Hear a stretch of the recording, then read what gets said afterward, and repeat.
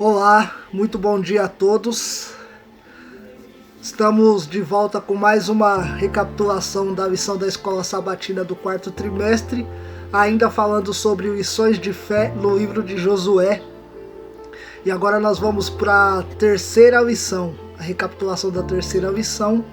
E se você tem gostado desse conteúdo, se você gosta da lição da Escola Sabatina, da recapitulação, deixa aí o seu like, se inscreve no canal para não perder as próximas recapitulações, para não perder os próximos vídeos do nosso canal, ok? Você está no ID Podcast, eu sou o Jeff, e nós vamos então para a recapitulação da terceira lição, que tem por título Memoriais da Graça. E lá no verso para memorizar, lá na parte de sábado, o verso diz assim: O Senhor, o seu Deus, fez secar as águas do Jordão diante de vocês, até que vocês tivessem passado, como o Senhor, o seu Deus, fez com o Mar Vermelho, que ele secou diante de nós, até que tivéssemos passado, para que todos os povos da terra saibam que a mão do Senhor é forte, a fim de que vocês temam o Senhor, seu Deus, todos os dias. Isso está lá em Josué 4, 23 e 24. Por que memoriais da graça? Aqui no verso de memória, nós vemos que ele relata sobre a travessia do Jordão, mas ele traz à memória o quê? Um feito lá do passado, que foi a travessia do Mar Vermelho. Porque assim como ele fez as águas do Mar Vermelho secarem para que o povo passasse em segurança pelo mar, ele faria novamente com o Rio Jordão. E aí você me pergunta, mas lá era o Mar Vermelho, um mar, e agora é um rio. Um rio, a gente sabe que tem um comprimento menor, às vezes tem uma profundidade, às vezes não, né? Obviamente tem uma profundidade menor, mas aí é que entra a questão. Naquela época da travessia do Rio Jordão, era um momento em que a neve começava a se dissipar ali dos montes que estavam ali ao redor do Rio Jordão, então fazia com que ele ficasse, melhor dizendo, mais caudaloso, mais fundo, com um diâmetro maior. Diz que as águas batiam até as ribanceiras. Então significa o quê? Que ele estava mais volumoso, né? Não seria uma simples travessia. E por que então que ele trouxe à memória a época em que eles atravessaram o Mar Vermelho? Para que o povo de Israel não se esquecesse que aquele Deus era o mesmo Deus que fez com que a geração anterior a essa tivesse atravessado algo bem maior, algo que realmente, da perspectiva humana, fosse impossível. Não que o Rio Jordão fosse algo fácil que eles poderiam atravessar a hora que eles quisessem, não, mas Deus já tinha feito um milagre sobremaneira no passado. O que seria se Deus conseguiu abrir as águas do Mar Vermelho? Quem dirá as águas do Rio Jordão? Então ele trouxe isso à memória do povo. E o que traz de significado também aqui, o povo ele deveria se consagrar para aquele momento. Porque por mais que fosse um rio, e como eu disse, Deus abriu o Mar Vermelho, o rio não seria problema nenhum também. Mas dependia também da fé e da consagração do povo para que aquele milagre acontecesse. Porque nós sabemos que o povo ainda de certa forma agia com alguma rebeldia diante de Deus. A gente viu na lição passada sobre Surpreendidos pela Graça que o povo ainda muitas vezes tinha situações em que eles eram pegos pela cultura de outros povos. e pela cultura adquirida lá no Egito. E aí muitas das vezes eles acabavam voltando para a idolatria, voltando para o erro. Só que para que Deus agisse agora então mais ainda sobre o povo de Israel, era preciso que eles se consagrassem, que eles abandonassem os seus hábitos maus, abandonassem a sua idolatria a outros ídolos, a sua imoralidade de todas as formas, para que aquilo acontecesse.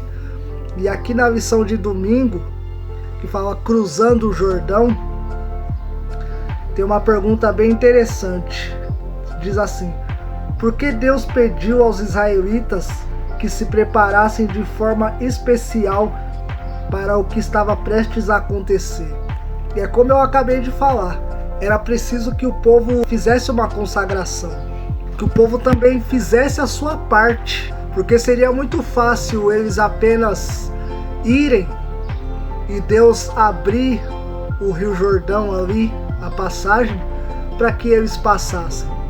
Seria bem fácil, se Deus quisesse realmente, ele poderia ter feito dessa forma. Mas e aí, qual seria o sentido de Deus fazer todo o trabalho sozinho? Deus, ele quer a nossa parcela de colaboração, e para isso a gente tem que se consagrar, a gente tem que se colocar à disposição. Eu acho interessante porque ontem eu estava vendo um vídeo em que dizia sobre você estar com Deus, você ter Deus e você estar realmente, ter uma vida em Deus, estar com Deus e estar em Deus. E era o que aquele povo passava. Então eles estavam com Deus, mas Deus não era prioridade para eles em alguns momentos. Era prioridade mais quando eles realmente se viam em sérios apuros ali, que eles não tinham a quem recorrer. E aí eles voltavam a clamar a Deus, a se lembrar de Deus. Mas a partir do momento em que eles começassem a viver em Deus, não só a travessia do Rio Jordão iria acontecer, mas como as demais coisas que vieram depois aconteceriam. Porque eles estariam na dispensação do Senhor. O que significa isso? Estariam com a vida totalmente consagrada e estariam totalmente dependentes da vontade de Deus. Como eles disseram lá no passado, na primeira e na segunda lição, que fala: tudo que o Senhor disser, faremos. Isso significa realmente estar em Deus. Tudo que Ele disser, por mais que para nós pareça contraditório, por mais que às vezes para nós a gente quer ali dar um jeitinho, Deus está colocando a mão aqui, a gente quer colocar a mão dele aqui e fala: não, Senhor, eu acho que é melhor aqui. Isso acaba. Isso acaba. Eles estariam então totalmente dependentes da vontade de Deus e estariam submissos. Eles não estariam mais querendo dar um jeitinho, querendo fazer com que Deus fizesse da maneira que eles queriam, mas da maneira que Deus realmente havia planejado. Isso é estar em Deus, e é o que eles deveriam fazer também, porque só assim a travessia do Rio Jordão seria bem sucedida. Eles deveriam ter uma consagração real, uma limpeza espiritual real. Eles deveriam abandonar de fato todos os seus ídolos, todo tipo de imoralidade, para que as maravilhas de Deus acontecessem. E inclusive aqui na parte de segunda-feira é o que fala: o Deus das maravilhas. E aqui diz assim: o que a travessia milagrosa do Jordão nos diz sobre o Deus a quem nós servimos? A gente viu que Deus deu a ordem ali: vão, atravessem o rio. Quando vocês pisarem, as águas vão se abrir. Só que antes disso, façam conforme eu vou te falar para vocês.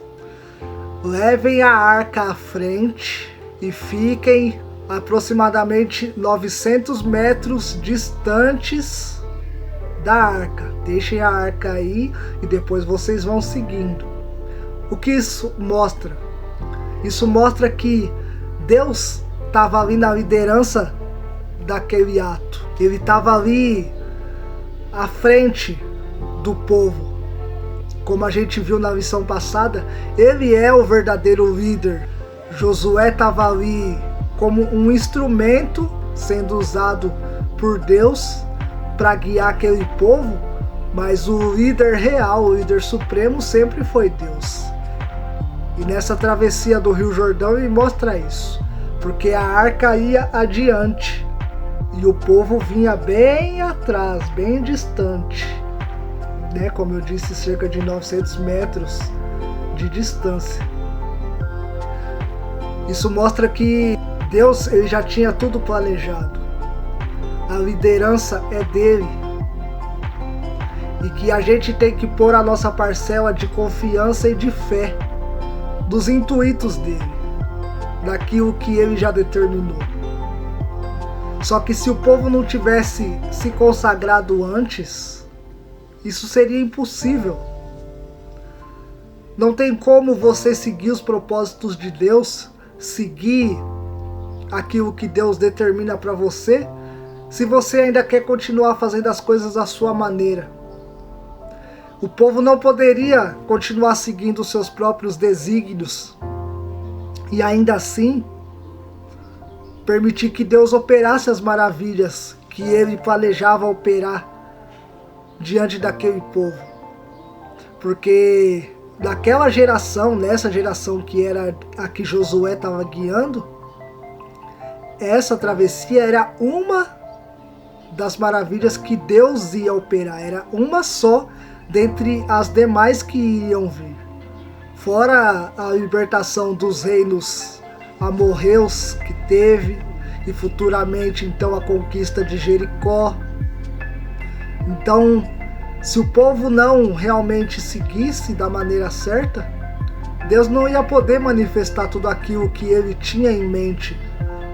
Não só para que o povo visse que ele era realmente um Deus verdadeiro, um Deus fiel, mas para que o povo começasse a chegar mais e mais a ele, ter mais confiança naquele Deus, ter mais relacionamento, porque é o que mais importa nessa questão. Não é só a confiança e a fé, mas o relacionamento, porque o relacionamento, quanto mais estreito ele é, a confiança ela vem de forma automática. Quando você tem um relacionamento firme e sincero com Deus, até as piores situações a gente consegue transpor, porque a gente sabe que Deus ele vai fazer da melhor maneira. E como a gente disse também na lição passada, por mais que às vezes a gente tenha algum prejuízo, dependendo da situação, e a própria palavra ainda diz que todas as coisas cooperam para o bem daqueles que amam a Deus. O que significa que, por mais que eles poderiam passar por situações adversas, eles tendo um relacionamento firme, estreito ali com Deus, eles iriam passar por aquela situação de cabeça erguida. Então ali a passagem pelo Rio Jordão seria só uma das várias maravilhas que Deus iria fazer para aquele povo. Aqui em terça-feira, que fala sobre lembre-se. Por quê? Lembre-se. E eu sempre enfatizo o porquê para que a gente pare para pensar. Lembre-se, é porque muitas coisas que o povo tinha visto da parte de Deus, eles já tinham se esquecido. Principalmente como quando eu falo que quando eles passavam por tribulações, pelo fato de não estar firme em Deus, eles acabavam voltando para trás das suas convicções, dos seus pensamentos, da sua confiança em Deus, porque eles tinham se esquecido de tudo que Deus havia feito. Porque lá no verso de memória diz: como eu sequei as águas do Mar Vermelho, para que o povo não se esquecesse. Alguns dessa geração da época de Josué não viram isso, não viram a água sair da rocha, não viram o maná caindo todos os dias, não viram tantas outras coisas que Deus fez. E olha que interessante também, Raabe também não viu, e a gente viu na lição passada, que ela não viu, mas ela creu. E aquele povo que estava ali, que era o povo mais perto ainda, porque era o povo escolhido, e se esquecia dessas coisas.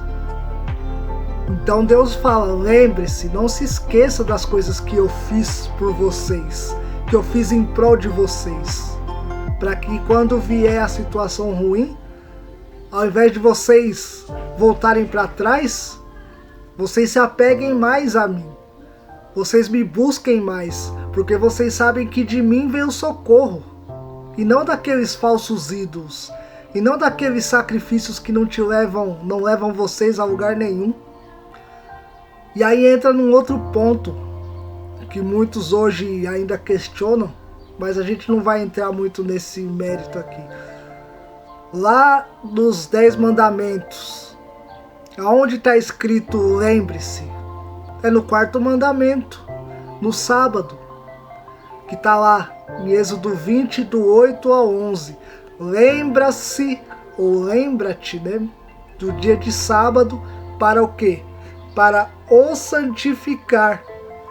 Por que que Deus colocou lembra-te só no 4º mandamento? Porque ele sabia que através dos tempos as pessoas iriam se esquecer, não só da época do Antigo Testamento, de Josué e daquele povo, mas a gente vê isso nos dias de hoje também.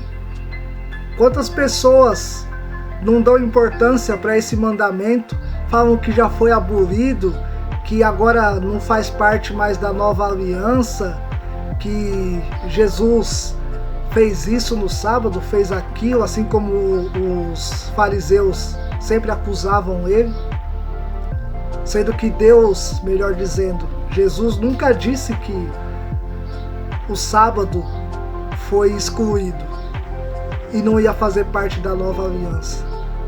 Tem muitas pessoas que confundem essa questão de antiga aliança com nova aliança, mas isso é assunto para outro vídeo. Mas o lembre-se é para isso, porque antes de saírem do Rio Jordão, eles pegaram aquelas pedras e fizeram ali um altar memorial, para que as gerações futuras e para aqueles que passassem por ali no entorno vissem e soubessem o que aconteceu ali, para que as gerações posteriores viessem a saber o que Deus tinha feito ali. E isso ia ficar a cargo dos mais velhos que iam ficando ali, ensinar para os mais novos. Olha, aqui nesse lugar onde tem essas pedras, Deus fez uma obra milagrosa. Ele fez o nosso povo atravessar esse rio, e ele fez a gente atravessar em seco, e em um momento em que o rio tinha mais fluxo de água do que no seu período comum. A palavra diz, e agora infelizmente eu não vou me lembrar onde está escrito, mas se eu não me engano, é em Deuteronômio, que fala que nós temos que inculcar essas palavras aos nossos filhos. Nós deveríamos ensiná-las de dia e de noite, atá-las na nossa mente, na nossa cabeça. Inculcar aos filhos significa fazer com que eles aprendam, memorizem, não tirem da mente esses ensinamentos. Também por isso que a palavra diz, ensina a criança no caminho que deve andar, para quando for velha, não se desvie dele. Quando a gente ensina, dificilmente ela vai se esquecer. E aí a gente consegue também entrar no contexto lá do Egito.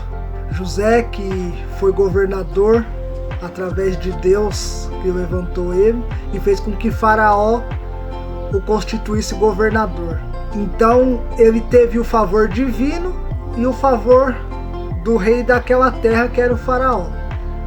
Ele teve uma boa vida, ele conseguiu ajudar a sua família e ele foi lembrado por muito tempo enquanto aquele Faraó existia.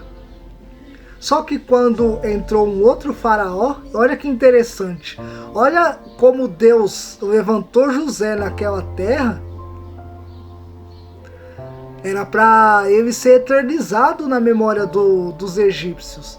Mas quando aquele Faraó da época dele também morreu e passou a outro reinar, diz a palavra que ele se esqueceu. Ele se esqueceu não, ele não teve conhecimento dos feitos de José da época do seu antecessor. E foi aí quando o povo começou a ser castigado, até antes de Moisés ser levantado para interceder e libertar o povo daquela escravidão.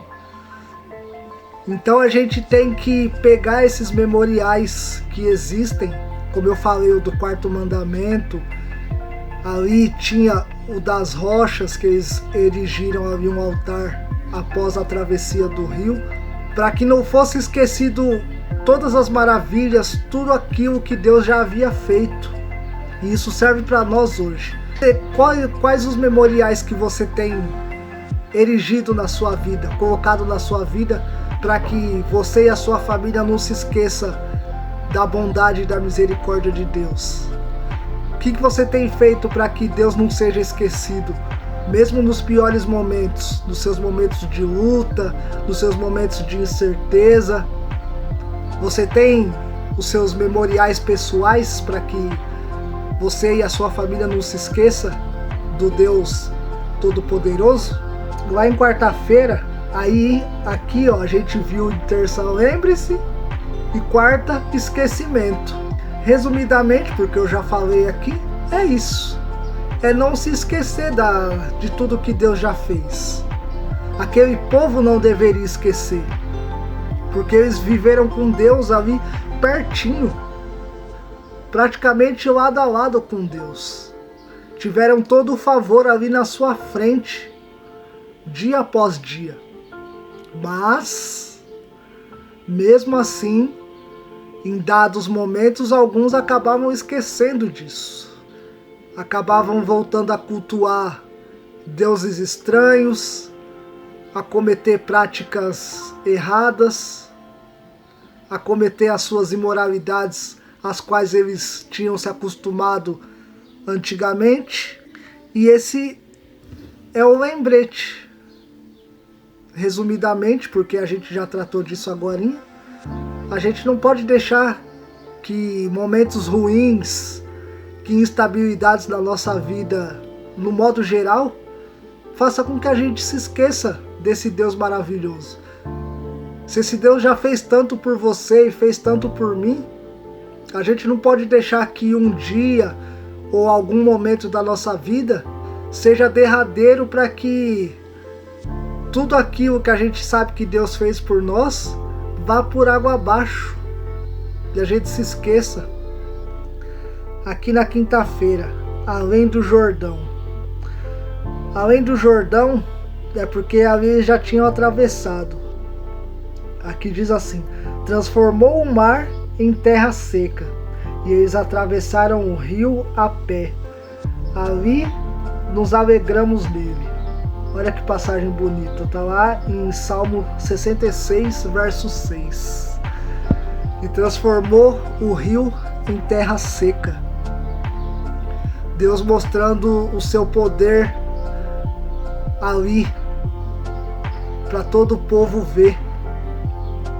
Imagina você diante de uma situação em que Deus fala: vá que eu sou contigo.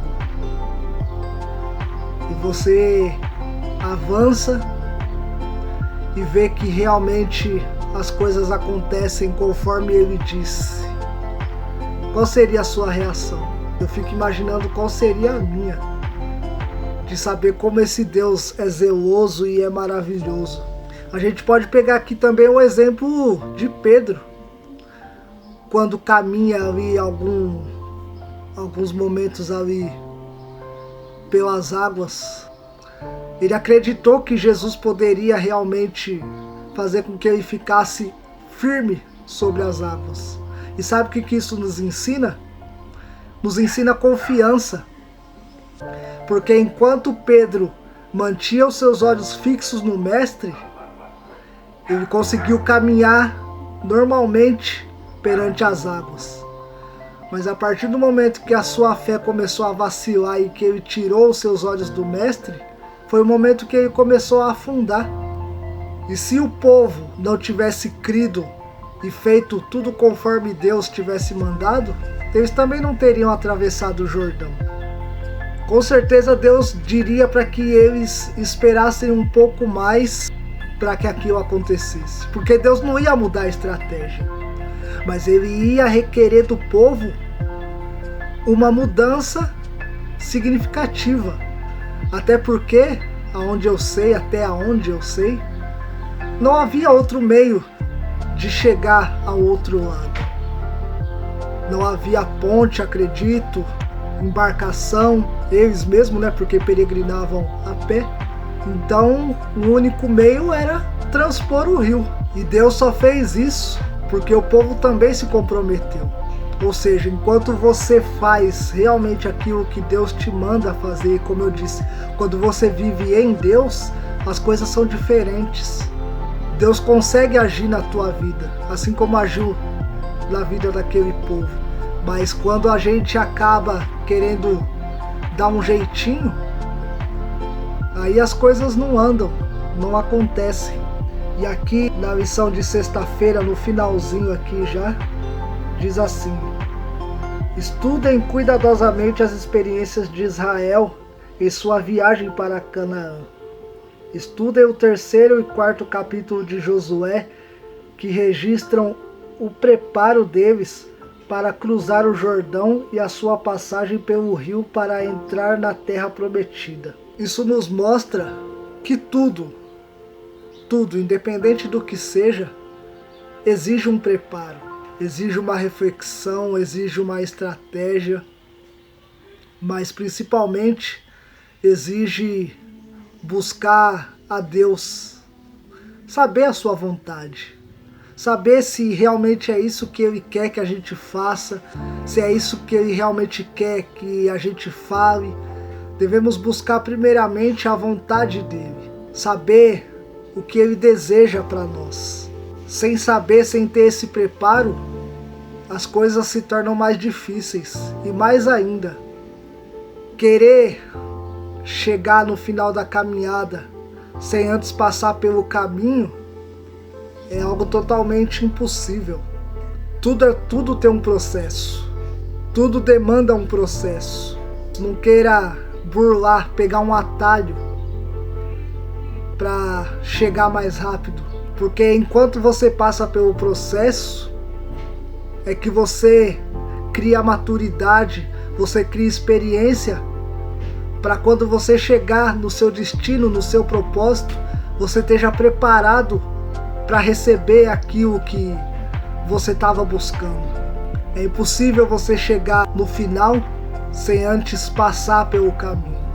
Então que a gente sempre possa lembrar, ter em mente tudo que Deus já fez por nós ao longo da nossa vida, que a gente não deixe de ensinar os nossos filhos, aqueles que precisam, aqueles que ainda não conhecem, para que eles também tenham os seus próprios memoriais, os memoriais da graça, os memoriais que vão apontar para o Deus verdadeiro, que vão apontar para o Deus misericordioso, para o Deus compassivo, para aquele Deus que no seu pior momento te estendeu a mão e fez com que você se levantasse e ainda continuasse seguindo em frente.